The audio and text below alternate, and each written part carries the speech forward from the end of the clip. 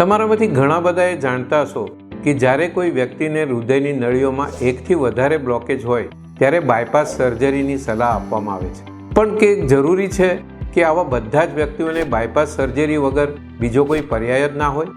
હું છું ડૉક્ટર અતુલ અભ્યંકર અને આજે હું તમને એ બતાવવા માંગુ છું કે કઈ રીતે આપણે બાયપાસ સર્જરી વગર એને એન્જિયોપ્લાસ્ટી અને સ્ટેન્ટથી એની સારવાર કરી શકીએ છીએ. એમાં સૌથી પહેલો ભાગ એ છે કે જ્યારે એકથી વધારે બ્લોક હોય, ક્યારેક 3, 4, 5 બ્લોક હોય, કે આ બધા જ બ્લોક આટલા જ મહત્વપૂર્ણ છે? બ્લોકને જાણવા માટે જે નવી પદ્ધતિઓ છે જેમાં QFR, FFR, IVUS, OCT, આ ટેકનોલોજીનો ઉપયોગ કરીને આપણે નક્કી કરી શકીએ કે આ બધા બ્લોકમાંથી ખરેખર ટ્રીટમેન્ટ કરવા લાયક કેટલા બ્લોક છે. એટલે જ કદાચ બધા બ્લોકને ટ્રીટમેન્ટ કરવાની જરૂર ના પણ હોય. બીજો ભાગ છે કે જે બ્લોકની ટ્રીટમેન્ટ એન્જિયોપ્લાસ્ટીથી કરવા માટે મુશ્કેલી છે.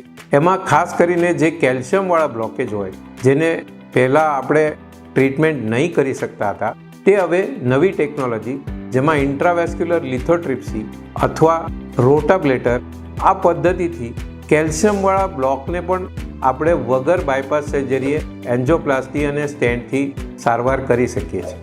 અને ત્રીજો ભાગ છે કે જ્યારે નળી ટોટલ બંધ હોય, એટલે 100% બંધ હોય અને જૂની બંધ હોય, ત્યારે પણ સ્પેશિયલ સાધનોથી અને અનુભવ અને સ્કિલથી આ નળીની ટ્રીટમેન્ટ પણ આપણે એન્જિયોપ્લાસ્ટીથી કરી શકીએ છીએ. એટલે જ બાયપાસ સર્જરી વગર હવે ઘણી બધી મુશ્કેલ કેસમાં પણ આપણે એન્જિયોપ્લાસ્ટી અને સ્ટેન્ટથી સારવાર કરી શકીએ છીએ.